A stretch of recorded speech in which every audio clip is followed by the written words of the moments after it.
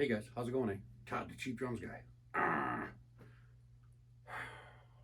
Yesterday was a crap sandwich.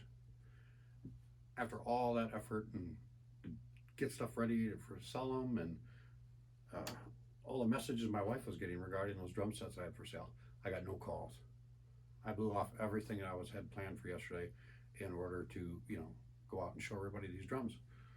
And everybody blew me off. So this morning, as I get on and I check my emails and I check my messages on YouTube, one of my subscribers, Nintendo, told me about his experience with selling used stuff and how people plan to play games. And this is a buyer's market, so you should cater to us and whatnot and blah blah blah blah. Well, no, I'm not. That's not the way I do things. And listening to his advice and actually heeding his warnings and whatnot, I decided today I'm doing things a lot differently. I've got two drum sets. They're both very cheap. The drum sets are eventually free. All you're doing is paying for the heads that I put on them. You know, um, if you want more pictures of it, even a video, I'll send it to you. But I'm not carting them across town so you can look at them and say, well, I'll think about it. No, it's not going to work that way. So a stipulation is going to be put on the ad that if you are seriously interested in these drums, you better say something and act fast, because Monday or Tuesday, I'm probably going to scrap them both. Yeah, it's like that. I'm a minimalist. I don't need anything, and I especially don't need somebody's money. And since I just turned into a relic at 55 years old, hell, I'm a museum piece now. I mean, I'm so ugly I could be a modern art masterpiece. I ain't got the time to wait. But like I said, I'm a minimalist, and the drums are very expensive, they're very cheap. If you want them, great, take them. I'm not playing games. If you don't, I'm not going to sit there and waste all my time day after day after day waiting for you to call. I'll just scrap it, and then the parts, I will use the parts down the road. So I'm not that concerned. So it's nice to have that pillow back in there again. So that's what I'm doing. I blew off all, I was supposed to mow the lawn for the first time in the season yesterday, and I didn't. And so I'll just say, well, okay, I'll put it off until Sunday, today. Well, last night, 3:39 in the morning, I get woken up by artillery. Well, it wasn't artillery, but when I first wake up and hear stuff like that, that's what I think. It was thunderstorm. Well, we had a good thunderstorm. Today, on and off, it's been downpouring, and then the sun comes out, and downpour, then the sun comes out. Well, the lawn is pretty saturated now, and the grass is not going to dry out in time, so I can't mow the lawn. And I got some areas out there that are starting to look like Cambodia. I mean, it's getting, the grass is getting tall, so I'm gonna have to act fast here shortly. Let me grab my floor tom real quick. So I decided, and also because of this major purchase I have coming up, I've been thinking about stuff and overthinking and rethinking and changing my mind 100 freaking times. I'm worse than a woman, worse than my wife, I should say. Oh my God, I'm a very indecisive person at times. I hate having all that extra time to think about stuff, because then I overthink, rethink, underthink, don't think, and it just makes for a nasty environment. And it got me so frustrated to the point where I haven't touched the drums down here in days. I came down the other day and hit the cymbals a couple times just to, try to help with my cymbal decision, which I've been getting so much flack on that too. So I'm not even going to say what I'm going to get. I actually don't know until the time comes. Make sure the badge is facing out. That's very important. Premiere. Oh, I love this set. This is that 88 APK. You're welcome. But along with not touching the drums for a while, today I'm gonna make a good effort to sit there and play with these. I want to take the toms off and retune them a little bit, and play with them a little bit. But I also hadn't told a story in a while, and I think it was me thinking about how old and decrepit I am, and me should be in a museum. That a story a story sparked up that I had forgotten for a little bit, and it was about something that happened to me at the end of Desert Storm. The war had been over for like a week, and we were just milling about out in northwestern Kuwait, not far from Basra, Iraq. Uh, and it was an interesting story. And I might as well tell it now before I forget it for all posterior. You know, at my age, my memory's slipping. You know, it could be today, tomorrow. You know, you never know when dementia is going to kick in. And just look at our president. But anyways, so after the war had ended, we were sitting there in northwestern Kuwait, pretty much just sitting on our ass, not doing anything, just waiting for the army to say, okay, pack up your crap, head down to Kuwait City, and we'll get you the hell out of here. So, soldiers laying around without a mission is kind of a bad thing, because then they tend to get themselves into trouble and doing stupid things, usually based on dares. Yeah, that's not good. But anyways, our parent unit, I was a member of Bravo Company, 23rd Engineer Battalion, 3rd Armored Division, Spearhead.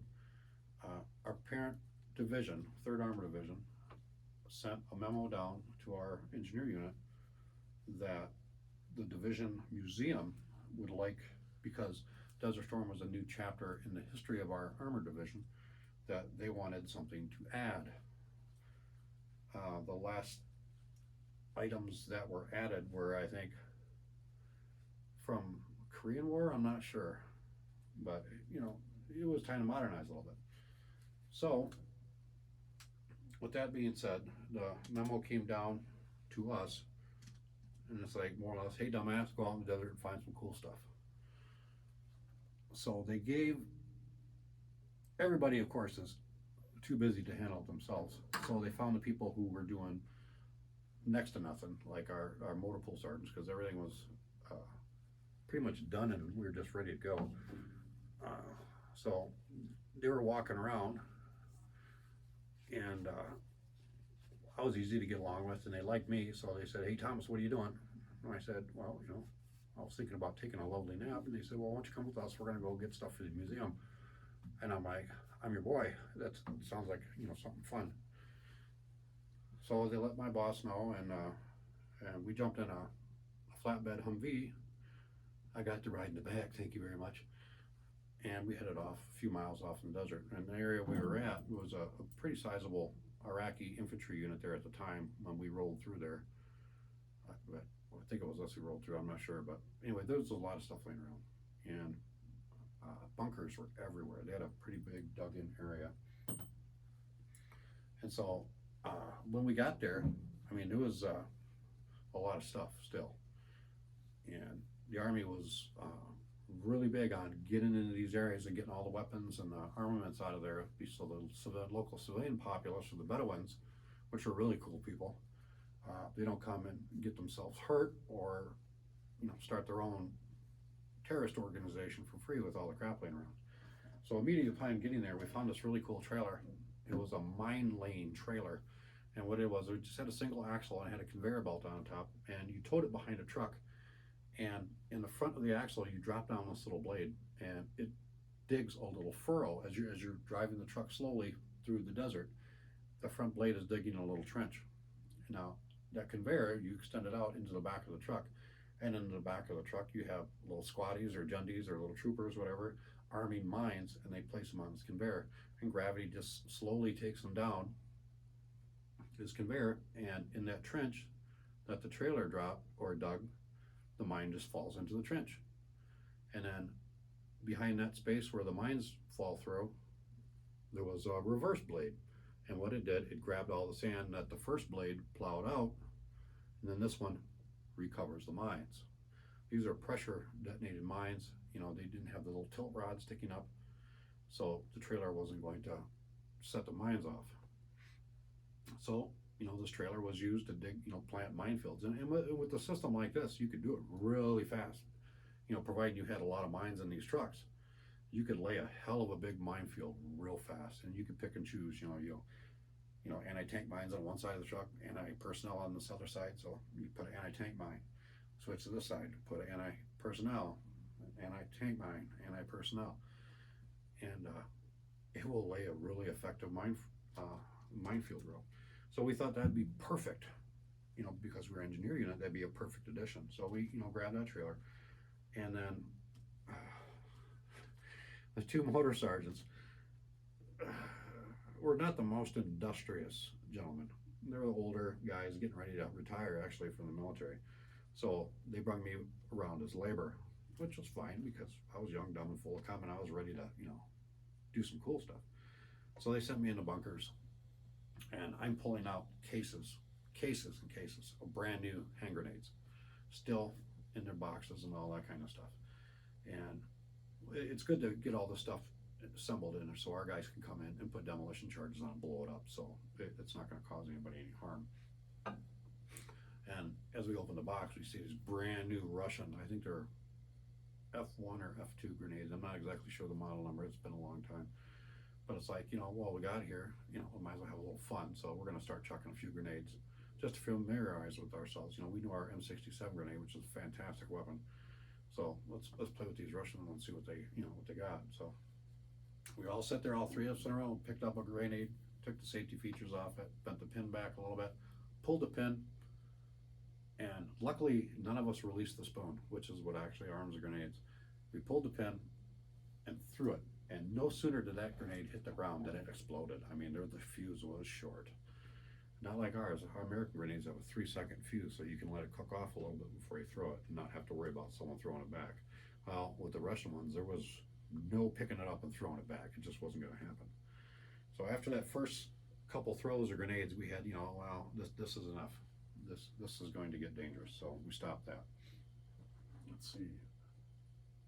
Can't use the super Olympic yet because I got to get heads. So let me break out the 1062. I love this snare drum. Okay, so with the fun with grenades day is over. They kept sending me into the bunkers, and I was pulling out also brand new weapons, brand new AK-47s, both Russian made, Chinese made, Hungarian or Romanian, and usually you can tell because I was real up in the weapons and stuff like that and equipment back then, and I would study everything because I thought it was really super cool at the time. So I was able to identify all these. I also pulled out lots of machine gun parts, sniper rifles, without their scopes, which really kind of ticked me off because I wanted to steal one. But the machine guns, I'm pulling out disassembled, brand new Russian-made PKM machine guns, RPDs, RPKs, and I even pulled out an old Maxim machine gun. Now, those of you familiar with Maxims would know that is a World War I era machine gun. Yeah, there was all sorts of crap there. Even British Sten guns and all sorts of cool stuff, which is a little 9mm submachine gun from World War II.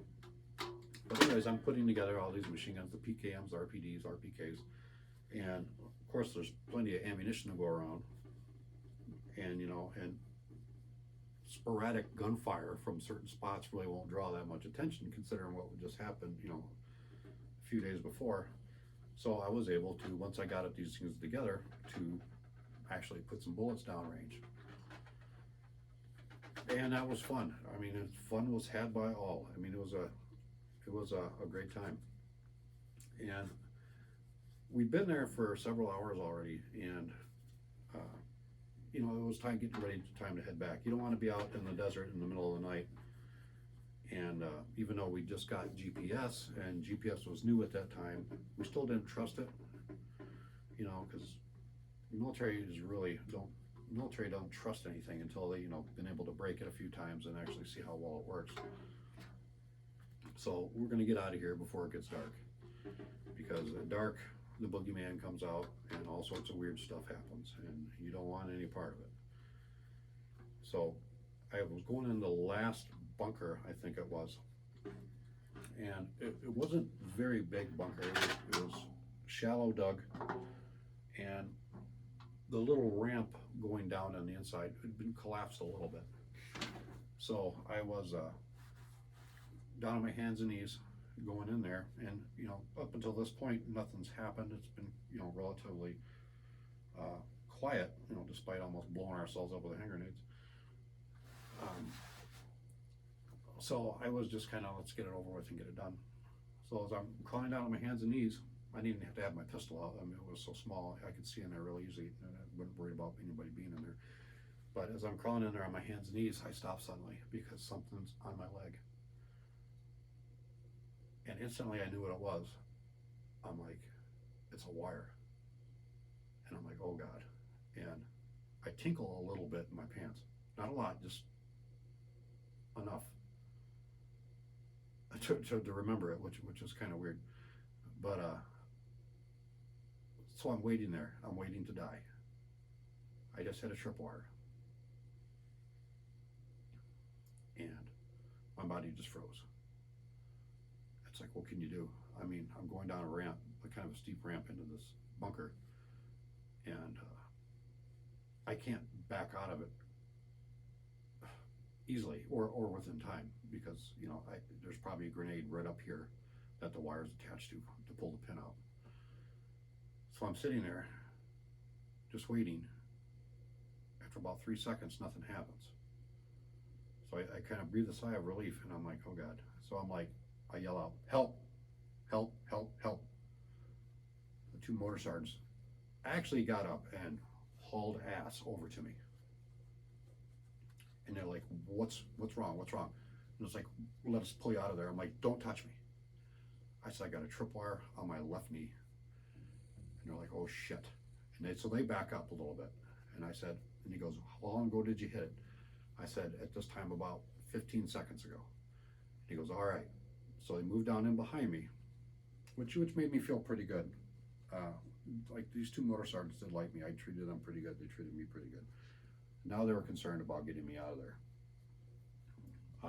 So they moved in there behind me as best they could, and they looked at what was behind, or what was next to me, and they could see it better than I could. And they said, that is a tripwire. It's attached to the wood, goes up, and they traced to where it was. And they said, there's a grenade there. That's one of those Russian ones. And I'm like, can you see the pin? And they kind of was able to move it a little bit, and they saw the pin. And the pin, the safety pin on a grenade, the primary one, is just like a cotter pin. It goes through the head of the grenade, and it holds the spoon on, and then it's bent. So it's a safety feature, it keeps it from just falling out. If you go into combat and you're getting ready to throw a grenade, of course you bend those pins out just a little bit so you're able to really, to jerk that pin and get it out. It's not like in the movies where you see a guy put the grenade pin in his teeth and pull it out. That stuff doesn't happen. You are going to pull your teeth out.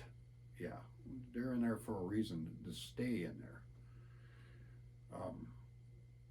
So they could tell that the wire, or the pin, cotter pin, hadn't been bent back. Had it been bent back with the pressure I put on that cord, it would have pulled the pin out. Luckily it didn't. All it did was, where the grenade was attached, it pulled it down. And I'm like, he goes, you're fine, back on out of there. And so they ended up, I really couldn't back up because of the angle I was on. So they reached down there, grabbed me by my belt loop, and pulled me back up. And I'm like, yep, that's it with that. We're done with that. But that was scary. And it's really interesting, I'll tell you. And that was weird about the, like, I don't know. I didn't know. That was kind of crazy. You ever get yourself in a position where something happens and then it's okay, you assigned yourself to die and you're just waiting for it to happen. It's like, is it going to hurt? Is it going to be loud? All this kind of crap goes through your head. You're just waiting. And then, you're kind of, when nothing happens, it's kind of a letdown, which is stupid, because it's like, okay, I was expecting this to happen, but nothing happened. What the hell? But luckily nothing happened. And we packed up all the machine guns, the rifles that we had found and cleaned up and got functioning, loaded in the back of the Humvee to take back to ship out to the 3rd Armored Division Museum back in Germany. And then we wrote down a report on all the crap that we had found there and where it is, and we marked it, and so the engineers could come in which they did later that day, and set demo charges on everything, blew everything up, and then bulldozers would come and just level the area, you know, that way if anything else was left, you know, no wandering Bedouin or his kid is going to pick up, oh, you know, look what I got, get killed. Everything's buried, forgotten, it'll rust away and, you know, be non-functional here in a couple of years.